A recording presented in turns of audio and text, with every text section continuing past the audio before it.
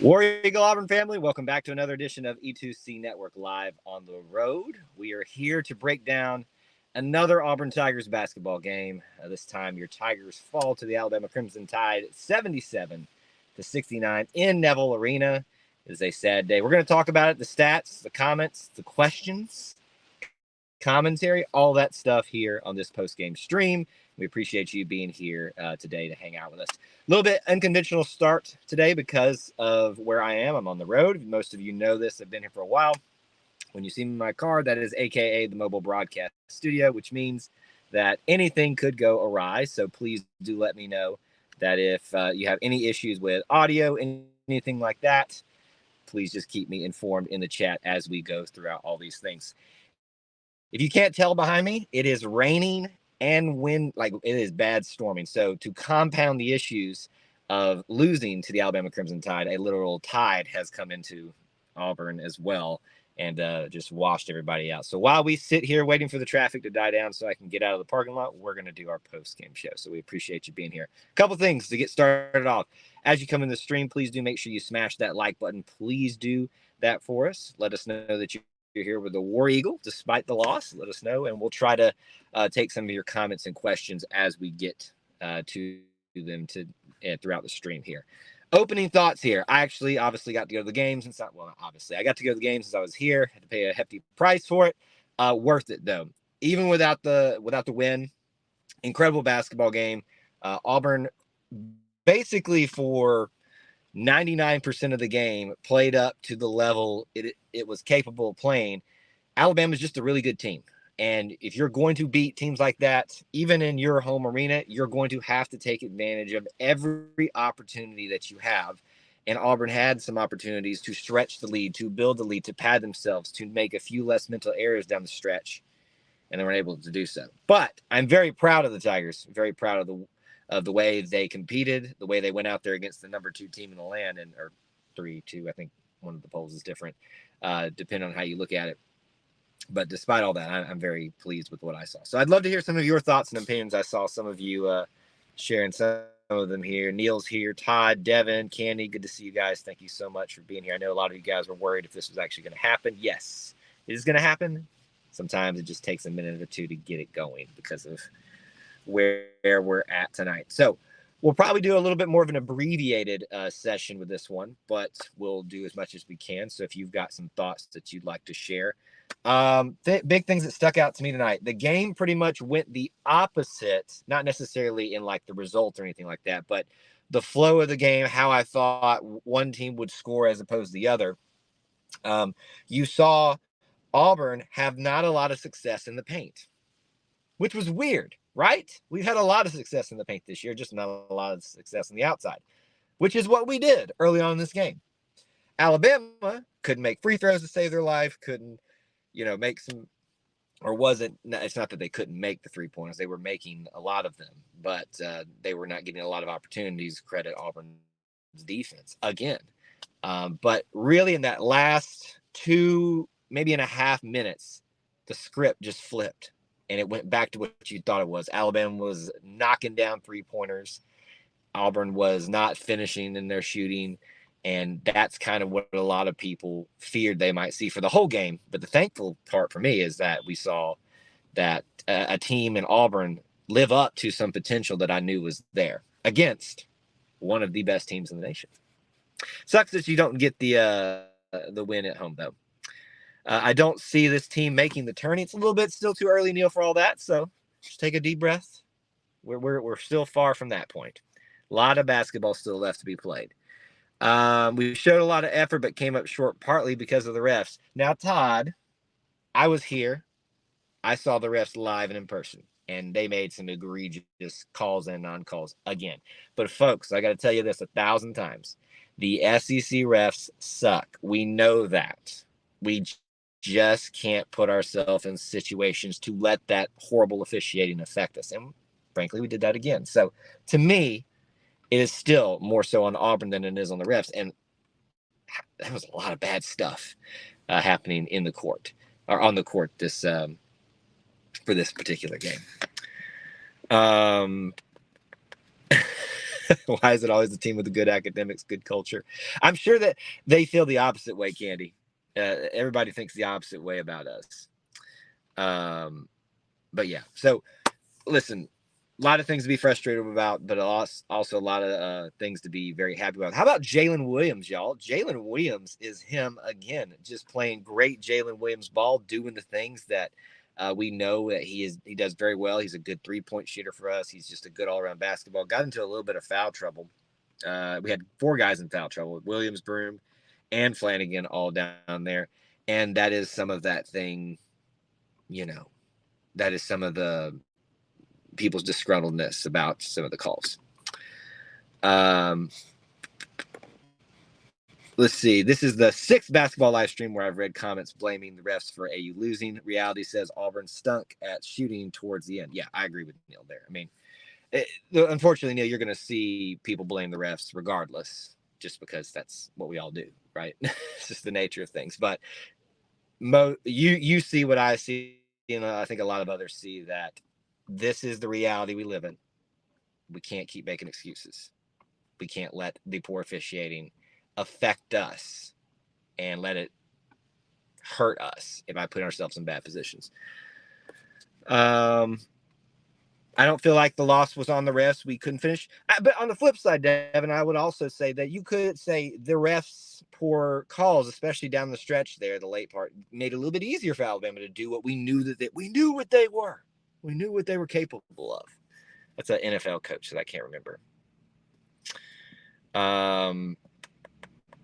Blows people out, and we only lost by 8. Yeah, so there's a couple ways you can look at this. You can be pissed, you can be mad, you can start saying that, oh, the sky is falling, all that kind of stuff.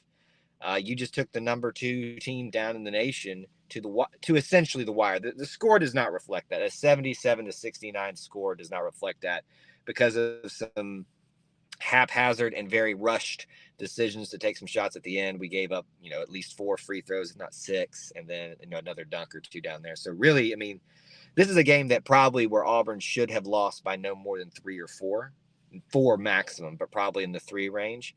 But because they weren't able to finish, because they had some poor shooting, that's where you end up at. But you took them down to the wire. And listen, I've been saying all season that I was not going to believe Alabama was legit until they finished, because they have had this happen a lot the last 2 seasons. A lot of hype, a lot of buildup, and then they just fall on their face. Now, they've taken a few L's here or there, but they haven't fallen on their face yet. So I've got to sit back and say, okay, maybe they are for real. It's a pretty good team tonight.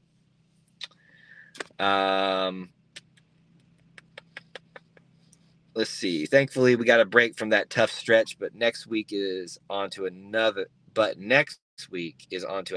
stretch. I blame the SEC scheduling for this. We can't blame the refs. You can only play the schedule as you have. You got to just deal with what you can. Yeah. So there's no excuses other than just that. And if you're talking about the stretch, the next stretch should be easier. Missouri, Vanderbilt, Ole Miss, right? I think is that how it breaks down? And then the gauntlet at the end, Kentucky, Alabama, Tennessee. I think I'm missing one else in there, but we needed a somewhat of an easier stretch. Hopefully we can take advantage of it. How about that free throw stat today? Devin knows me. Let's look at it.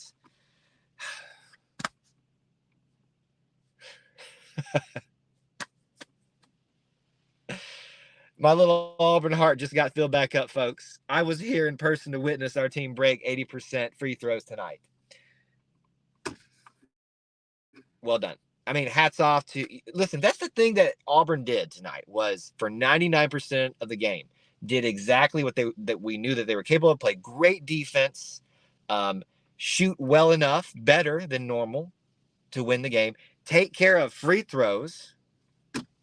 The one thing we lacked, the ability to finish, and a little bit of I'm trying to look at the points in the paint here. 17. We actually had a lot more than I thought we would. Alabama only had 9 points in the paint. That's crazy. But Devin, thank you for bringing that up. Free throws, I love them. It was so nice to throw my hands up every single time and then have to be able to go. Let's see. Bingo, he's already hit the recruiting trail. He's got some guys coming in already. When do we need to start peaking? It needs to be soon. Well, if you remember what I've said on several live streams, whether it was a post-game live stream, whether it was a Auburn Family Wednesday night show live stream, we have now found ourselves in a situation where you can't have any more bad slip-ups. So you really can't lose in the next couple of games here about teams that you're supposed to beat. But you can have a slip up against a Kentucky and Alabama on the road, a Tennessee at home. But the window for peaking, the window for being able to maximize your opportunities to make a tournament is closing fast, but it is definitely not closed. It is far from shut.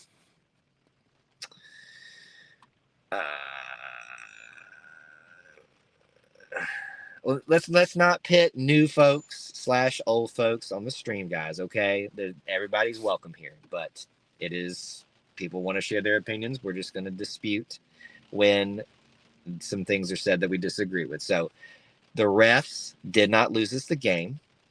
They were not good. They were horrible again. Let's move past it. Let's not fight back and forth amongst each other about refs either. We all know that they were bad. We all know that Auburn didn't finish. It's done. So, all right, let's look at some stats real quick because we are going to have to shorten this one because I do need to get home. David, good to see you, says lost to a very good team. I agree, sir. Your stats tonight. So I said Jalen Williams tonight, outstanding game for him. Outstanding game. 16 points, 5 for 8 from the field, 3 for 6 from the three-point land, 3 for 4 from the free throw line. No rebounds for him, which is shocking. 4 personal fouls, no assists, but still really good play from him tonight. Exactly what you need from Jalen Williams was done tonight. Not only was he a big factor in the statistical lines of the game, but he was also big moment impact. Wendell Green tonight. What can you say about Wendell Green and his ability to just create opportunities? I mean, at one point, messing with the guy out in the three-point arc, trying to wipe away. I guess he was trying to wipe away some moisture on the ground and then driving past him. And then, I mean, it was just great. And then dishing the ball left and right tonight. I saw some great passes tonight from a lot of the guards and just the team in general, especially down low to set up some dunks for like Jalen Williams, for I think it was Janai at one point. So a lot of those things to be happy about. We can all blame the Dustbuster. Exactly, Neil. Exactly. It is a tough year for the Blue Bloods. Well, we are one of those, so yes, it would be a tough year.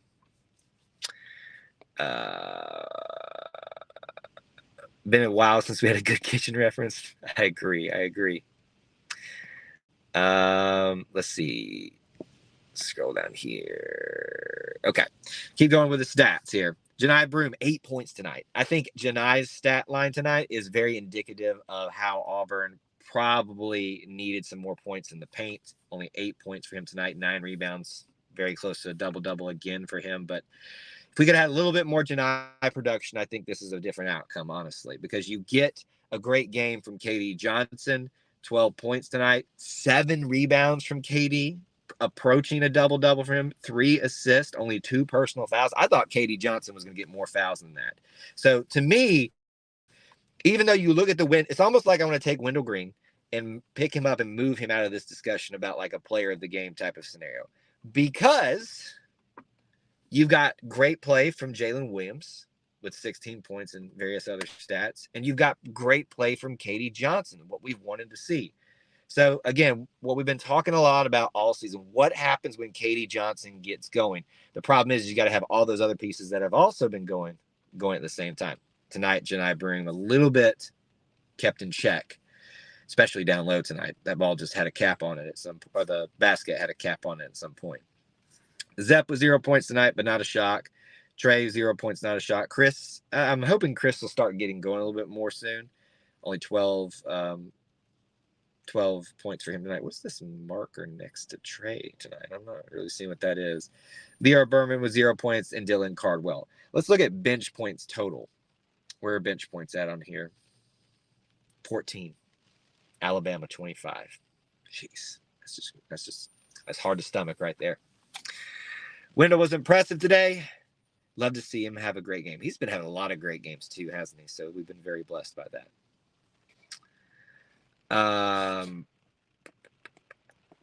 Well, Candy, we could make that statement about anybody. If you don't have a hard schedule, it's very easy to be a top 5 team. Look at Gonzaga. That's why they're a top. They're usually in the top because they don't have a hard schedule. I would rather have a hard schedule and earn it than have an easy schedule and people make excuses about me. Just to keep things in perspective, this is the best time for Auburn basketball since the late 90s. Even better than the late 90s. Ooh, that's stepping out a bit. I don't know. Maybe. I mean, the Final Four run, great, but like from what I remember growing up in the 90s, woo, that was a good time. The late 90s. AU can compete at the highest level thanks to Pearl. Absolutely. So we can be upset. We can be frustrated as long as we keep things in perspective. I like that, Neil.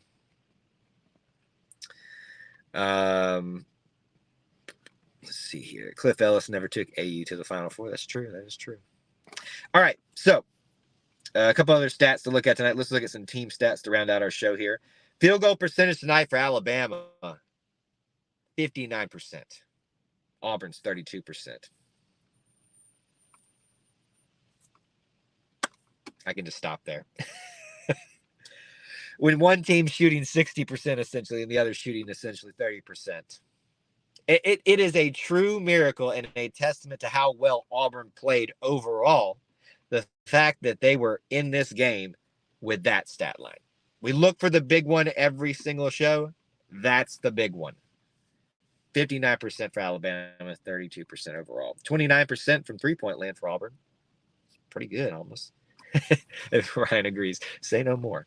But can we, again, for those of you that weren't here already, let's celebrate free throws tonight. 85%, 57 for Alabama.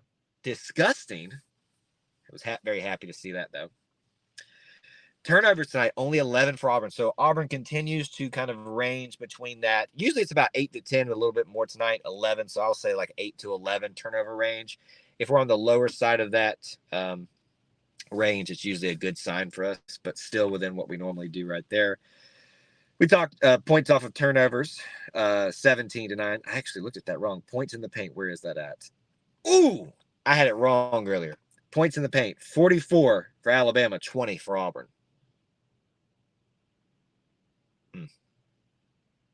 Goodness.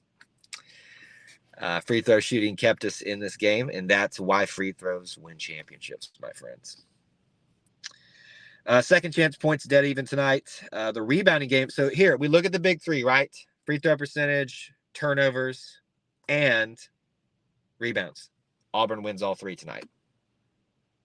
So what happens, and that's not a surefire system, right? When you win all three, but you still lose the game, it means you're playing that something else really went bad, or you're playing a really good team. I think it's a little mixture of both, but I'm going to give Alabama some credit.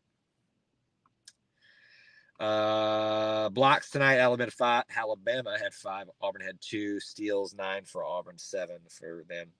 The lead changes didn't really happen until there was like 2 lead changes all game until the very end of the game. It just kind of went back and forth anyway.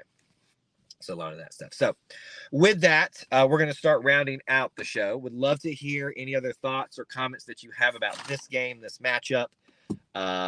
Going forward, post those right now. I want to give you a couple of reminders, though, before we go anywhere. And the first thing that we always start off with, I hope I can access my cards here. So you guys, yes, I can.